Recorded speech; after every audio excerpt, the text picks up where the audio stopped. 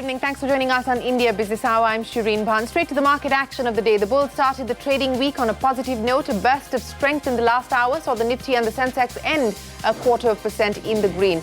It was a mixed picture, though, for the broader markets, with the mid-caps underperforming the benchmarks, ending 0.25% lower. However, the banks outperformed, ending over 0.5% higher. That was the market action. But our top story this evening, Anil Ambani has averted a jail term with 24 hours left for the Supreme Court's deadline to lapse. Reliance Communications has made a payment of 458 crore rupees to Ericcson. Now, remember, last month, the court had ordered Reliance Communications to clear Ericsson's dues within 4 weeks. Failing this, the court had said that Anil Ambani would have to serve a 3-month jail term. Ashmit Kumar joins us now with more. Ashmit, a close shave for Anil Ambani. Well, Anil Ambani indeed will be heaving a huge sigh of relief. He, along with RCom, have managed to cough up that amount of 458 crore rupees as had been mandated by the Apex Court. And in doing so, they have sidestepped that landmine that the Apex Court had put in place, that in case this payment is not affected, Anil Ambani will be heading to jail for 3 months. That has clearly been averted. That payment of 458 crore rupees has been effected as of this evening. Along with the 458 crore rupees, important to consider the 118 crore rupees that has already been paid, which means that the cumulative payment to Ericcson as of this evening stacks up to 576 crore rupees, which is in compliance of the Apex Court order. And not just that, importantly, it is in compliance as per the timeline that had been prescribed. The deadline runs out tomorrow. So indeed, as you clearly pointed out, it was a close shave as well as far as Anil Ambani is concerned. Now, keep in mind that on February 20th, the Apex Court had held Anil Ambani to be guilty of contempt of court and had sought for that contempt to be purged by directing RCom to cough up that payment of 576 crore rupees. Now, subsequent to that, we saw RCom going before the NCLAT, whereby they had sought access to 260 crores of income tax refunds, arguing that they just do not have the funds available. They lost that case on March 15th, which was this last Friday. They decided this morning to not challenge that before the Apex Court, but to work out those funds, and they have managed to dig up those funds, 458 crore rupees. The questions, of course, which beg answers as of this stage is, number one, how did they cough up the money in the first place? The second, of course, is that what implications will it have as far as the IBC proceedings pending before the NCLAT are concerned? As far as RCom is concerned, that's something that we need to watch out for. The third, of course, will be what it does to claims of other creditors such as Bharti Infratel, such as BSNL, which are also contemplating similar IBC moves against RCom. So questions which await answers. But as of today, big relief coming in for Anil Ambani, sidestepping that 3-month jail term landmine. Oh, absolutely. Hang in there, Ashmit. I'm going to come back to you in just a minute. But there's another crucial update that's come in from Reliance Communications. The Anil Ambani-led company and Jio have terminated their agreements for the sale of specified assets by mutual consent. In its statement, Reliance Communications said that the non-receipt of approval from banks and the telecom department was one of the reasons for terminating the deal with Jio. The company added that the NCLAT's order restraining asset sale was also a reason for the pact termination, which also then brings us back to the point that Ashmit was raising on what happens now in the NCLT. Well, speaking of the NCLT, Ashmit, coming back to you, let's talk about that SR Steel insolvency saga. It's been a massive victory for for ArcelorMittal. The NCLAT has granted conditional approval for the implementation of Arcelor's 42,000 crore rupee resolution plan. What's the fine print? What are the sort of caveats attached to the NCLAT order?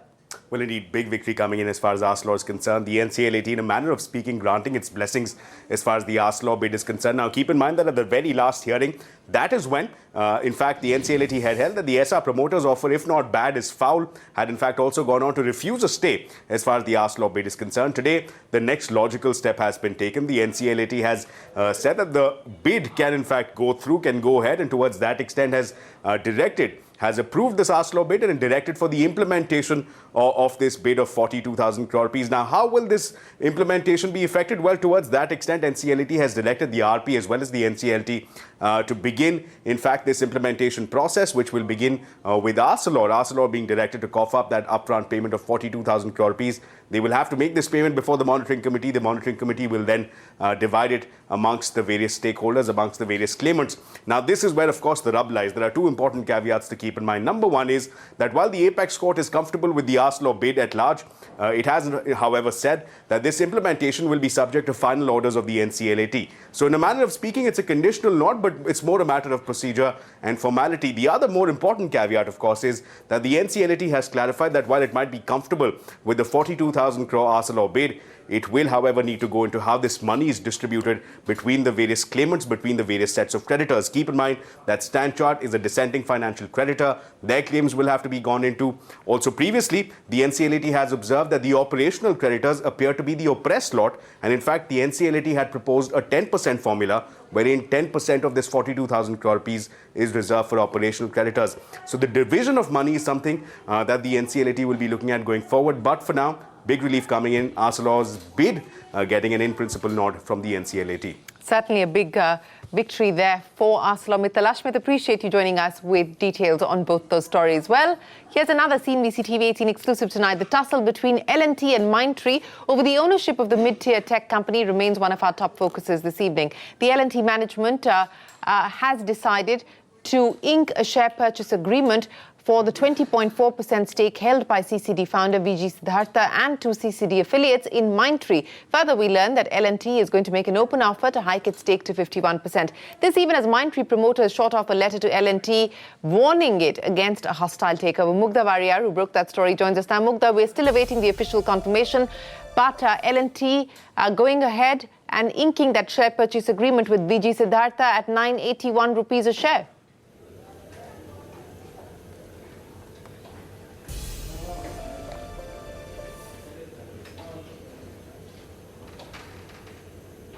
Yes, the official announcement is still to be released on the exchanges, but our sources tell us that the deal between L&T and VG Siddhartha for the 20% stake that he holds in Mindtree has been signed just a while back. And, it is, like you said, for rupees 981 per share.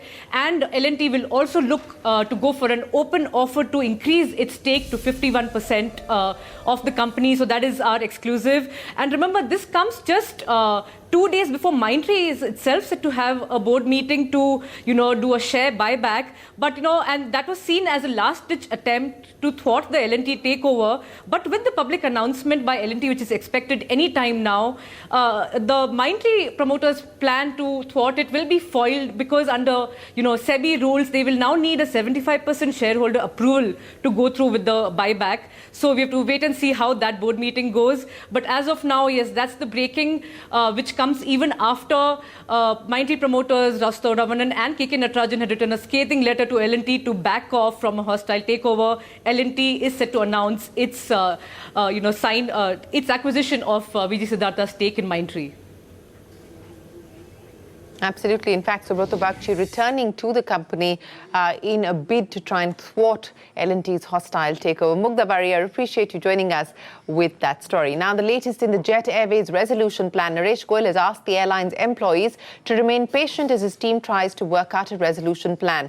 In his latest letter written today, Goyal reiterated the dialogue with Etihad and lenders is ongoing, and said, and I quote, "You may have read the recent comment by the SBI chairman as reported in the media, expressing his optimism on its completion shortly. The complexity of the process, though, has led to some delays and will require a further short time to conclude." He also went on to say, and I quote again, "Talks with our strategic partner Etihad Airways and lenders led by SBI are ongoing. We're in constant dialogue with them." Incidentally, it's important to note that as of today, Jet has stopped flights to Abu Dhabi, and this perhaps is also an indication of the stalemate that continues between Etihad and Naresh Goyal.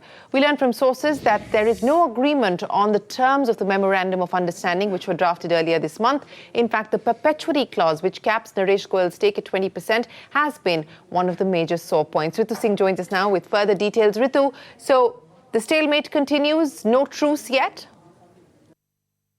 Statements from both Etihad Airways as well as Naresh Goyal's own letter to employees say that negotiations are on as far as the resolution plan is concerned, but we're given to understand that Etihad is yet to commit any further fund infusion into Jet Airways, and this comes amidst tensions where we've seen Jet Airways grounding its operations from Abu Dhabi, which is Etihad's place of operation, clearly signaling that all is not well between these two partners.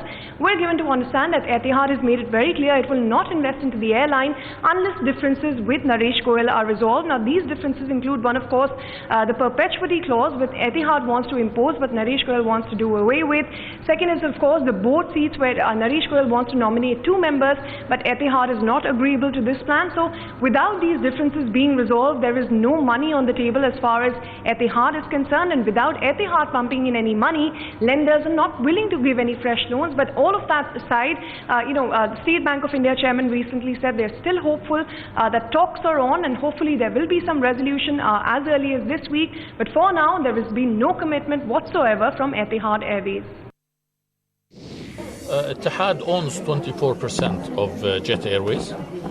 Jet Airways have their own program and their own management and their own decisions. Yes, they may be facing some difficulties, but it is up to the management of Jet Air to decide what they want to do and which way of action and which track they want to take. Well, the stalemate continues there between Jet and Etihad, and this also means that there has been a significant downsizing of the Jet fleet that is currently in operation. Now, 4-time Goa Chief Minister Manohar Parrikar, who also served as India's defence minister, was laid to rest with full state honours at the Miramar beach in Goa. Parrikar died yesterday after a prolonged battle with pancreatic cancer. Prime Minister Modi, Defence Minister Nirmala Sitharaman and many other leaders across the political spectrum paid tributes to the 4-time Goa Chief Minister. Charismatic leader there, Manohar Parrikar. Meanwhile, Goa's Assembly Speaker Pramod Sawant has been chosen to succeed Parrikar. That's not all in what can be interpreted as a compromise formula by the BJP. Vijay Sardesai of the Goa Forward Party and Sudhir Dhawalikar of the MGP will be sworn in as the Deputy Chief Ministers. Vinaya Deshpande joins us now. Vinaya, there seems to be a breakthrough there. The BJP managing to retain the state of Goa by putting in charge 2 Deputy Chief Ministers along with the new Chief Minister. Yes, an extremely political turbulent situation in Goa in the last 24 hours, but finally a breakthrough has been possible. Pramod Sawant is likely to be named as the next Chief Minister of Goa. At the same time, the smaller allies, the MGP as well as the Goa Forward Party leaders, Sudhir Dhawalikar as well as Vijay Sardesai will now be the Deputy Chief Ministers of Goa. It's extremely interesting in a state with 36 to 37 MLAs right now. There will be 1 Chief Minister and 2 Deputy Chief Ministers, a luxury that even large states like Maharashtra do not have. Well, this is also because of the political compulsions that the BJP had been facing for the last one day. After Manohar Parrikar passed away last evening, Nitin Gadkari came down clearly to ensure that the succession plan is streamlined, but it was met with tough resistance. The allies said that they wanted to become the chief ministers. Both the allied partners said that they did not agree with the choices that were put forth. Primarily, Sudhir Dhawalikar flexed his muscle, but that was rejected by the BJP. Finally, a formula has been arrived at by the top BJP leadership, and it is expected that the swearing-in ceremony will happen by tonight, wherein Sudhir Dhawalikar and Vijay Sardesai will be the new Deputy Chief Ministers of Goa and Pramod Sawant will be the new Chief Minister of the state. Vinaya, many thanks for joining us. So, new Chief Minister in Goa and 2 Deputy Chief Ministers as well. Meanwhile, the Congress General Secretary Priyanka Gandhi Vadra kickstarting her election campaign from Prayagraj. The party's Eastern UP in charge is undertaking her 3-day Ganga Yatra boat rally to Varanasi after offering her prayers at the Sangam. Priyanka's boat voyage is being seen as a significant political move to take on Prime Minister Modi, who started his campaign in Varanasi in 2014, saying that it was the call of the Ganga that prompted him to contest from Varanasi.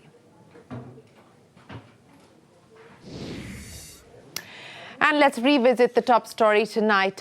as our colleague Ashmit was pointing out, there were questions on where Anil Ambani has been able to raise the 430-odd crore rupees. Well, Reliance Communications has just issued a statement on the payment. The company has said that the requisite payment of 550 crore rupees and interest thereon to Ericcson has been completed today in compliance with the judgment of the Supreme Court. Chairman of Reliance Communications, Anil Ambani, says, and I quote, "My sincere and heartfelt thanks to my respected elder brother Mukesh Ambani and Neeta for standing by me during these trying times and demonstrating the importance of staying true to their strong family values by extending their timely support. I and my family are grateful and deeply touched with this gesture."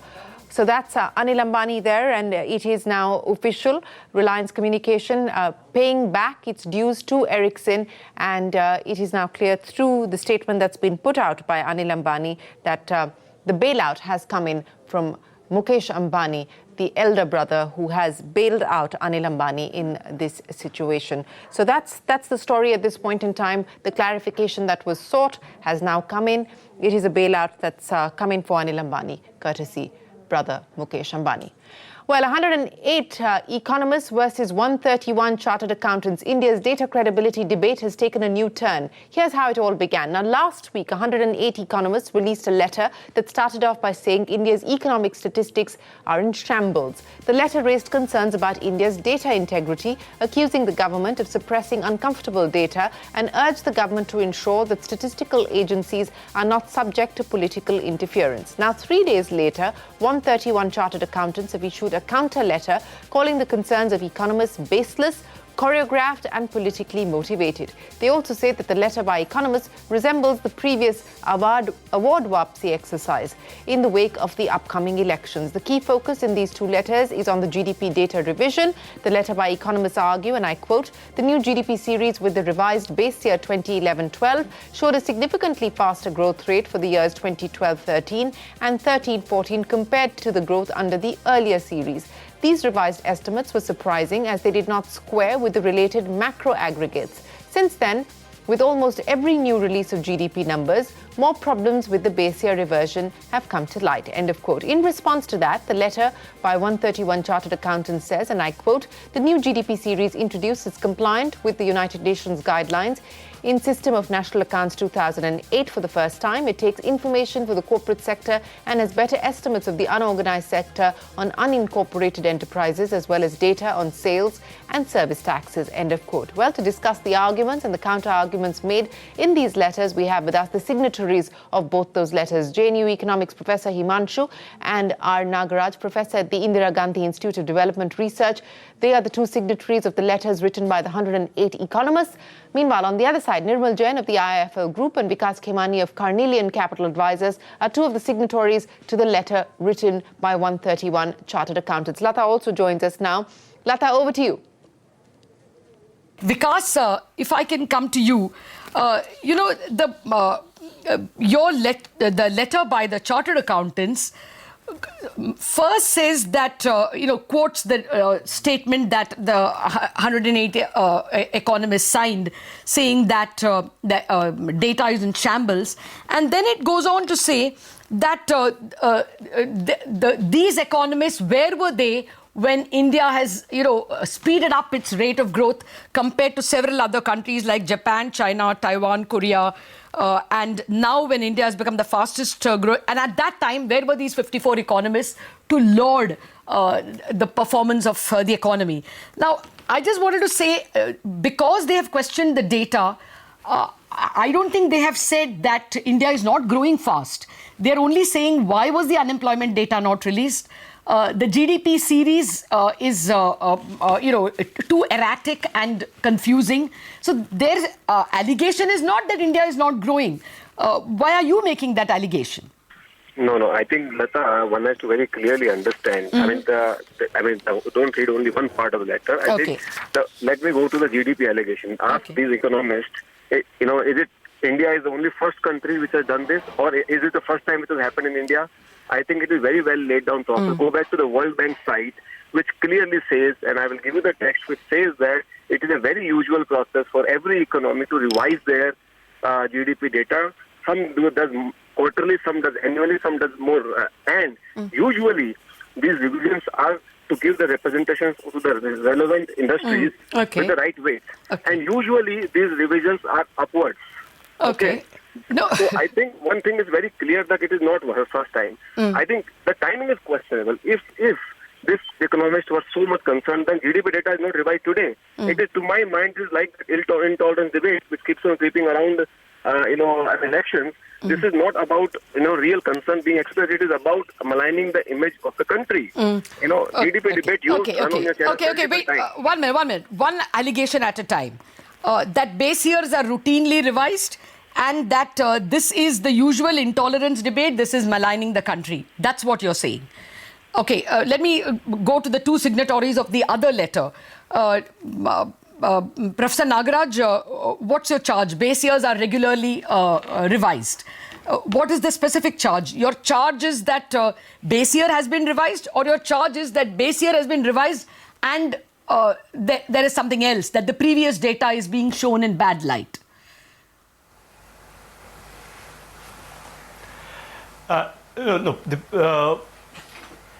No, base year revision is a routine process which we all agree.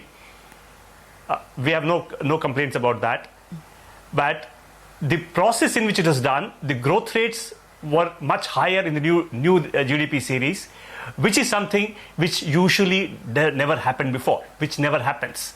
When base year revision happens, the absolute size of GDP usually expands, but growth rates never changes. That's been the history. But in this case, for the first time, we find the growth rates for the years after the revision have increased, which never happens.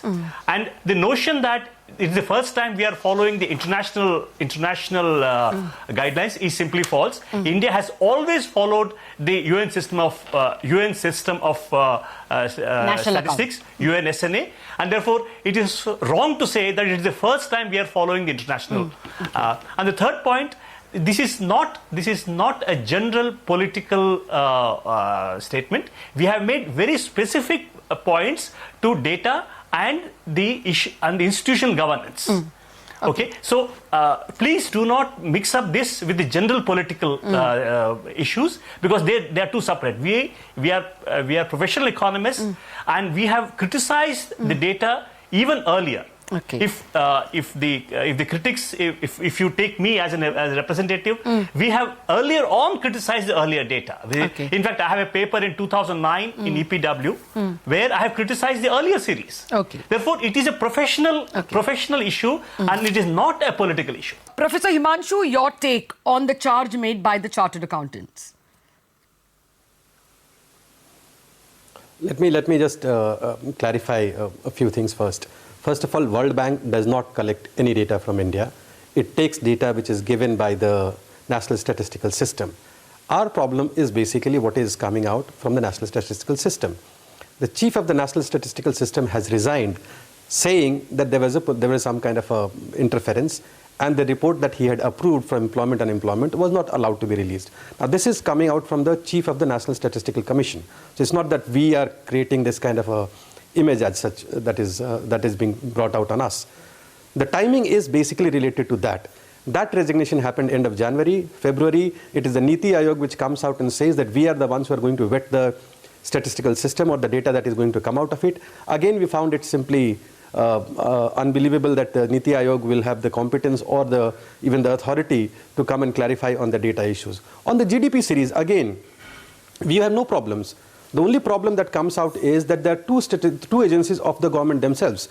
One is the National Statistical Commission, which has been mandated to release the back series. They bring out a back series. That back series is countered by the Niti Aayog, and that is withdrawn. A new back series is generated by the Niti Aayog, and it is presented by the Niti Aayog in a different press conference. Now, here is the problem. If there's everything going on well in the statistical system, we would not have had any problem. We will keep arguing about it, and all of the people who are signatory in this particular letter are people who have been working on the data, not just from outside as a user, but they have been part of the National GDP system revision system, including Professor Nagaraj, who has been part of the revision system. So he knows the data inside out. Some of us have been part of the National Statistical Commission in different groups, in different ways. And the other people who have signed on this letter have really been very much seriously involved in the base revision as well as other issues that are being talked about. I think the charge that we are making is not about whether this growth rate is high or whether that growth rate is low. That is not the issue. We have absolutely no problem. The problem is that when your own Chief of RBI, which is Raghuram Rajan, had pointed out, he had objections to this issue. The IMF had an objection to the new GDP series when it was brought in out. The chief economic advisor had pointed out, has raised doubts on the new GDP series, but you also had many other people raising doubts on the same on the GDP series. We are only saying that by doing this, we are basically reducing the credibility of the statistical system, and all of this, and large part of that is coming from within the system itself. Even if you forget us, what we are doing or what we have written about, what is going to happen, but the fact that the two agencies of the government are basically giving two different kind of estimates, that does raise questions on the data and how the data system is being manipulated. I mean, look at the chief of the Niti Aayog basically blaming the two independent members of the National Statistical Commission. And that again is in bad taste. And this is obvious to everybody who is reading the newspapers. It doesn't have to come from the 108 economists. It is something that is obvious from anybody who is looking at the state of the data. Even today, the employment-unemployment survey data, which has been passed by the experts. Again, these are experts who have been working on this for years now. Has been passed not just in one meeting, but in several meetings, and the government has refused to release it. Same is the case with the Labour Bureau data. Forget about the GDP data. What happened to the Labour Bureau data? Why has that been suppressed? What happened to the crime data on agricultural suicides, farmer suicide? Why has that been suppressed? You look at the number of data sources where this kind of interference has been happening, and on a regular basis, that raises questions, and we just are asking for the system to be restored. The independence of the statistical system has to be restored. Whether the GDP growth is higher or lower, it's a technical issue, and one can't simply use the World Bank or IMF or some other agency to validate a data which has been generated by the government of India. So that, I think, is the real issue, and I think the issue is being diverted by making personal accusations as that this has happened at this point of time, these people have a motivation. I think this is where it is going into a completely different trajectory, and it's taking away the core of the issue. And I think the chartered accountants, as well as us, all of us, including you as a media professional, are interested in having one credible set of data. That something is our common interest, and that common interest cannot be simply be served by making baseless accusations on other people. These are people, some of them who are there, who are people who have had credentials which does not require certification from some other individuals. Yeah. Professor Himanshu, Shireen has now joined me. Shireen, go ahead. No, I just wanted to go across to Nirmal Jain, and Nirmal Jain joins us now as well. Nirmal, you're one of the signatories of the letter that's been sent by 131 chartered accountants saying that the letter or the open appeal made by the 108 economists is politically motivated. Now, the question on suppression of data, which is a charge that has been made by 108 economists, and we just had Professor Himanshu here taking us through a whole host of issues to back that charge. And it's not just the NSSO data which has not been released. They're also talking about the Labour Bureau data which has not been released, the crime data which has not been released, the farmer suicide data which has not been released. So, Nirmal Jain, do you think that is not an issue? The fact that there is not just, I mean, we can argue about what information is accurate and what information, to your mind, is being manipulated because of political motivations. But the fact of the matter is that this was data that used to be released regularly, which isn't anymore. Does that not concern you? So, I mean, there are millions of data points that in any country can be released and talked about.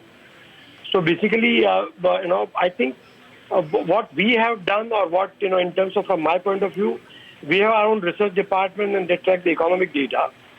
So I can just talk about that. So what happens that many small data points might have a minor relevance from an overall point of view. And really, I can't, comment on that what data points are being released, what data points are not being released, and what is the context or what is the reason for doing that. Are they being replaced by a different set of data points? So, but the point is that it is not that there is a suppression of facts in a manner which is, to show things that are getting better. That things are getting better, which is for everybody to see. And there are a lot of data points that indicate that. So give us examples I of really where you believe that there are data points that indicate that. You know what happens, Shireen? There will be many. You're saying that the economy... Yeah. Go ahead, Nirmal. You know what happens that in such a large country, when there are millions of data points being discussed, there may be certain data which are, maybe replaced by a different set of data, which may be superior or more relevant. So, we just can't pick up, a few small things like crime data or suicide data Nirmal, and talk about it. No. But Yeah. why? The question that the other side would argue is that this was data that used to be accessible and available up until now.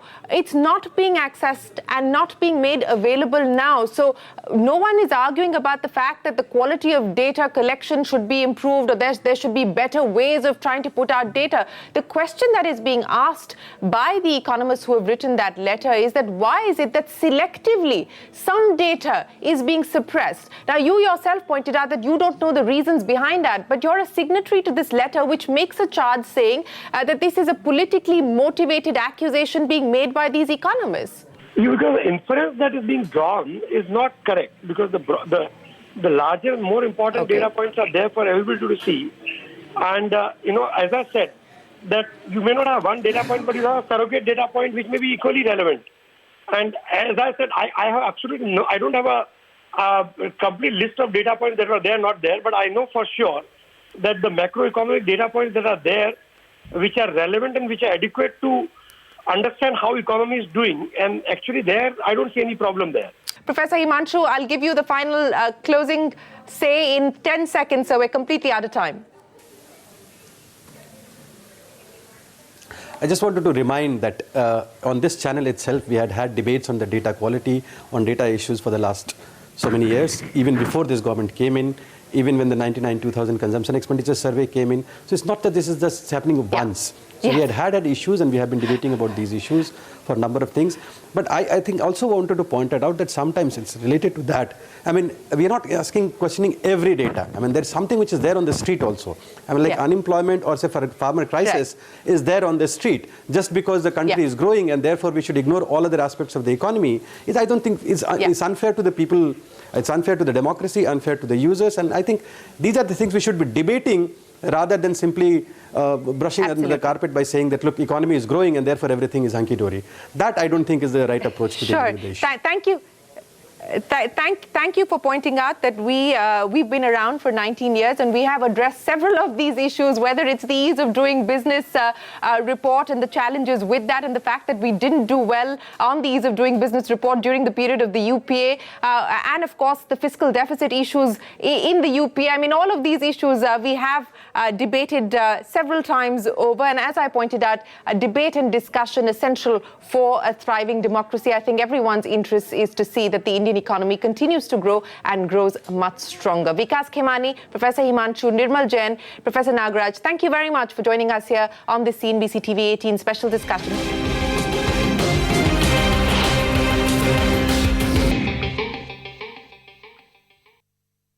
Well, on to our special series, Election Trending, where we put together all the election action that unfolds on social media through the day. Kevin Lee back with the day's top trends. Facebook under fire for suspending YouTuber Dhruv Rathi's account. And the BJP's Main Bhi Chaukidar campaign runs into trouble. Tonight on Election Trending, India wakes up to 25 of its 29 union cabinet ministers proclaiming themselves Chaukidars as the ruling party ramps up its Twitter game. And Facebook comes under fire after it bans YouTuber Dhruv Rathi's account, raising the issue of selective censorship during elections. Let's dive right in. The Congress party has often used the hashtag Chaukidar Chor Hai to target the BJP on social media, and this weekend the ruling party launched a campaign that seeks to counter that.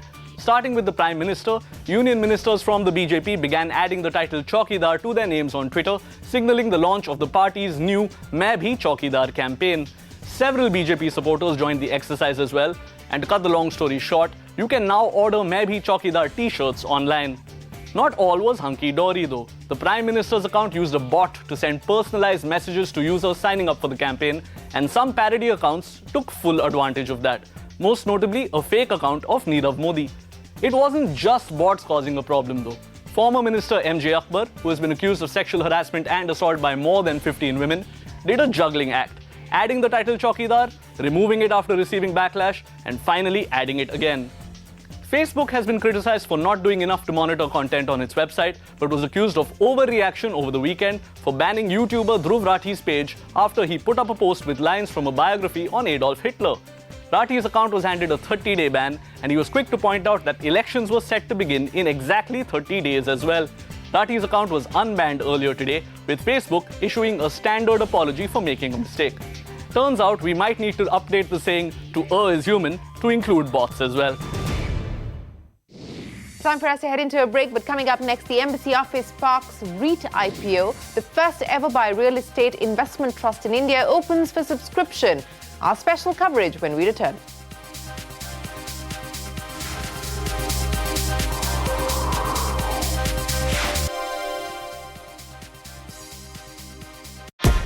Good news for investors looking to invest in real estate through real estate investment trusts or REITs. The Embassy REIT IPO opened today with bids being accepted till the 20th of March. So this is the first REIT to be listed on Indian exchanges. And Embassy Office Parks aims to raise a good 4,750 crore rupees through this. The investment trust is available for 299 to 300 rupees per share. But there is a catch here. The minimum bid to apply for the IPO is 800 units, which would come to a minimum investment of 2.4 lakh rupees. The REIT has already raised 1,743 crore rupees from anchor investors on Friday. Manisha Natarajan is here with a bunch of experts to help us decode exactly what India's first REIT IPO can mean for investors. Let us get in the views of Sameer Jasuja, co-founder of Prop Equity, Arvind Nandan, executive director of research at Knight Frank. All right, I'm going to just go on to the first Twitter question. This is Gagan Maheshwari. He's asking us what is the rate of return he can expect annually. We're expecting around 7.5% rental yield or dividend payments going in the hands of the consumers or subscribers. But we do also anticipate a significant amount of capital appreciation that this REIT is particularly going to witness over the next 2 to 3 years, because as mentioned, 20% of the assets in this REIT are under construction and they are in excellent IT parks, the demand of which is huge. The rentals are going up in those areas. So that effect will also provide a significant opportunity for capital appreciation, which we're anticipating in addition to the 7.5% by about 7% annualized. Sameer, what I've read is that it's 8.5% is what is indicated. Then there is 15% tax, which brings it down to about 7.23%. Then in year 2, you can look at a growth of up to 9.25%. 15% taxation means 7.86%. Would you also build in anything at all for capital value appreciation of the underlying assets, or not just yet? Yeah, that's what I actually said, that the 20% of the portfolio consists of under construction properties where the return is going to be much higher. And that will lead to an additional capital appreciation of this unit by about, I can anticipate, between 5 to 8% on an annualized basis. In addition to that, over a 2 to 3 year period, there are going to be a lot of lease rentals in this portfolio that are going to come up for renewal, and roughly about at a 15% increase every 3 years. That will also translate to an additional 1 or 2% on the annualized yield curve. So overall, I think this asset class for the consumer to invest in is an excellent one. The next 3 years is going to witness a substantial amount of commercial demand, as we see today. There's going to be no slowdown, especially in the cities that Embassy REIT is operating out of, whether it's Bangalore, Mumbai, Pune, or even Noida. They have excellent high-grade, A-quality assets. All looking very good, Arvind. There must be some risk factors. So my first question is, would you agree with Sameer that you could look at returns in early teens, at least 12 to 13%, if you club what you get as rental yield plus capital appreciation?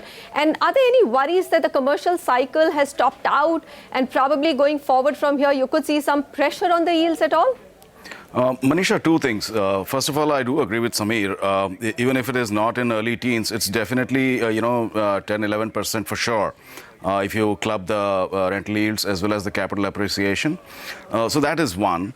The other thing is, the pressure on rentals is practically not visible right now. If at all, the rentals look to firm up even further, and there is an underlying reality. We've seen in the last year, in 2018, that while the residential is going up and up, coupled with the fact that in Bangalore particularly, and in many other cities, the vacancy rates have been significantly low. Bangalore is actually, 5% or lower. Now, with that kind of a situation, you don't see the pressure on rentals building up anytime soon, not at least in the next 2-3 years. So all in all, if you look at all these things together, I think the timing is very good, and it should get, investors the yield or the kind of appreciation that we've been speaking of right now. All right, let's take this other question. We've got one from Avinash on Twitter. He wants to know what are the risks of investing in this kind of business. Because, this is really not a pure debt play at all. There are risks associated with investing in REIT as well. Can you outline some so that, people go into it with their eyes open? You see, the predominant risks that have been seen in REITs, especially the ones that came out of India, whether it was the India Bulls REIT in Singapore or the Unitech REIT in London, those REIT yielding assets actually didn't give out the returns that they promised to the end user or the end buyer over here in this case. However, I don't feel that risk over here, because Blackstone is involved, and that's a very important thing to keep in mind, which is one of the largest private equity funds in the world, and that is super blue chip in my mind, and they will ensure all kind of transparency and ethical standards that will be maintained. So that's one risk mitigated, and that's the biggest risk. The promoter risk is the biggest risk, which is getting mitigated through Blackstone. The second big risk, of course, is the economy taking a downturn, which in my view is a very limited risk as such, and the IT sector going through a downturn, which at least for the next 1 year can't be foreseen. Given the Blackstone having a 55% share in this vehicle, I would say most of the risks do get mitigated because of huge capital infusion capability from Blackstone should things go wrong. And also, one thing that has to be kept in mind is that this REIT has hospitality assets.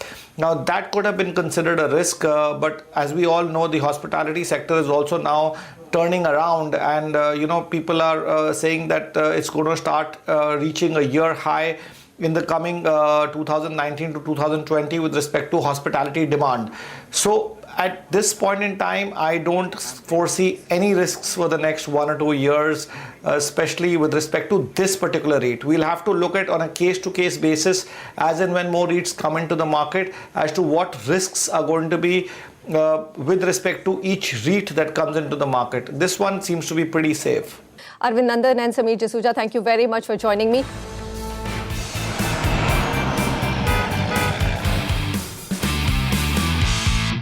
Company says that the strategic acquisition is in line with L&T's stated strategy of focusing on services and asset-light businesses to drive future growth. At scale, Mindtree is a strong acquisition, and it will aid L&T in expanding their presence in the IT and ITES services. Now, let's go into the contours. L&T will be acquiring VG Siddhartha's and his related parties' stake, that is equaling up to 20.32% stake in Mindtree, and they will purchase this at 980 rupees per share, but approximately aggregates to about 3,269 crore rupees. Now, immediately following the filing of the public announcement, L&T has placed an order with its broker for on-market purchase of up to 15% of share capital of Mindtree at a price. That's the same price of the deal that was done, 980 rupees per share. Now, after this, L&T has announced an open offer to the public shareholders of Mindtree to purchase 31% of the outstanding shares of Mindtree at a price of 980 rupees per share in cash. So, net, they are taking 20.32%, and if at all they were to, that entire 31% was to be tendered, they will get slightly over 51% stake in the company. Now, obviously, the deal is subject to regulatory approvals, but there's an important point that L&T has mentioned with respect to what happens once the deal is done. And this could be some kind of an olive branch that L&T is offering to Mindtree founders. They have said that while Mindtree would remain an independent listed entity, L&T would extend support to Mindtree in its business going forward. Mindtree will benefit from access to larger client base and wider product offerings under a common parent parentage, giving higher returns to shareholders of Mindtree. We have Mugdha also joining in. Mugdha, important comments coming in. And you know what is interesting is that they have said categorically that Mindtree will remain an independent listed entity and that they are going to be supporting Mindtree going forward. So, you know, in a way, an olive branch for sure. We've gone through the L&T release. Also take us through the contours and the fine print of the open offer that has been announced by Mindtree just a short while ago.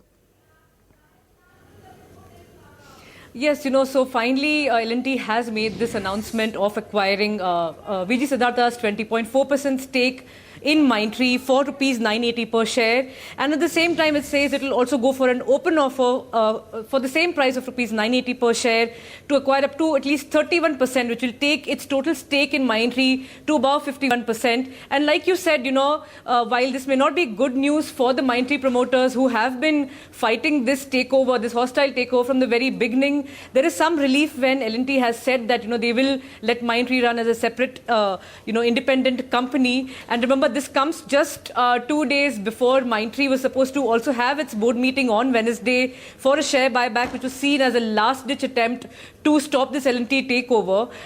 But here it is. It's a public announcement now by L&T, which will now mean that Mindtree will need at least 75% shareholder approval to go through with the share buyback on Wednesday. Okay, Mugdha, thank you so much for taking us through that. Mugdha has been on this story and she had confirmed that the deal has been signed and now we have the official announcement in.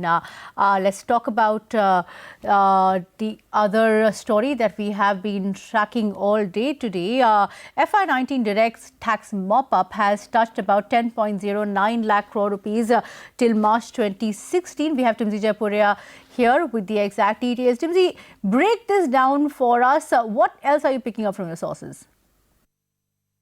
Well, that's right. The direct tax picture does not look rosy as of now when we speak about the collections so far. What we understand from sources that as on March 16, the direct tax collections have inched just above the 10 lakh crore rupee mark, reaching at 10.09 lakh crore rupees versus the growth of versus what we are looking at a 12 lakh crore number, which was the revised estimates presented in the budget, the interim budget, which was presented in February. The growth rate as of now, as on March 16, stands at 12.3% versus the asking rate of 9.5%, which is needed to meet the revised estimate targets. When we talk of advanced tax collections so far, sources indicated that the advanced tax collections are also just a little above the 5 lakh crore rupee mark, to be precise at 5.06 lakh crore rupees. And not to forget, there's still good 10 to 15 days left to meet this daunting target. When we speak to sources, a little bit of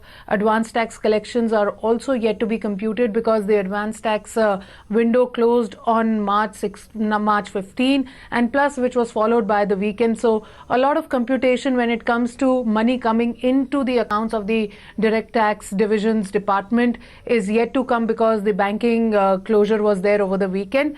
But yes, not to forget, 10 to 15 days left to meet the daunting targets, and sources indicated that anything above 11 lakh crore rupees looks possible as of now. But yes, whether 12 lakh crore rupee figure will be crossed or not, we need to wait and watch till March 31st.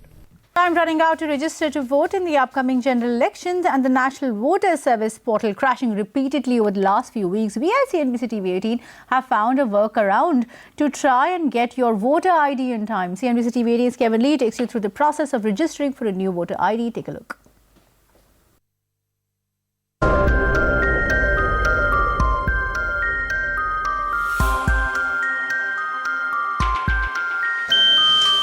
The first phase of the Lok Sabha elections are less than a month away, and if you still don't have your voter ID, we have some bad as well as some good news for you. The bad news first. You can't apply online anymore because that process normally takes between 45 to 60 working days, and chances are that you're not going to get your voter ID in time. The good news is that we do have a strategy that might help you get your voter ID in time for the elections. Of course, we can't make any guarantees, but this is definitely your best bet to still get a voter ID in time for the general elections. The first step to get your voter ID is to go to the NVSP website and download the Form 6. You can download this in either English, Hindi or Malayalam. The first page of the form looks something like this, and you're going to need this form regardless of whether you're applying for a new voter ID or you want to change your address on your old voter ID. The second step is to fill out this form, and we're going to show you how to do that.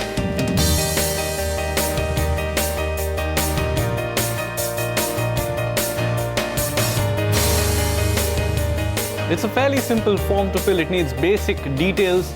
Also, there is a specific instruction manual on the website, so you can refer to that in case you're having any difficulty. You also need one photograph and a proof of identity and a proof of address. There are special appendixes that you need to attach in case you're applying for a change of address or for a replacement of an older voter ID. Now that my form is filled up, I'm going to go to my local election office to submit it. Follow me.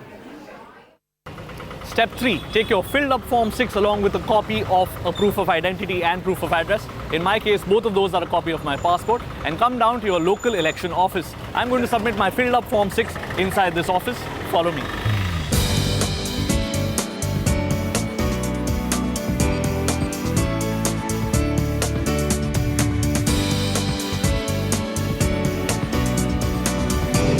Once you've submitted your form inside, you will get an acknowledgement slip that looks a little something like this. You'll also get a number by which you can track the status of your application on a website. The process goes like this. The election regional officer will send an official to verify that you actually live at your address, so there will be a physical verification done, following which, if all goes well, your voter ID will be dispatched to your address and you can vote in these Lok Sabha elections. In Mumbai, Kevin Lee.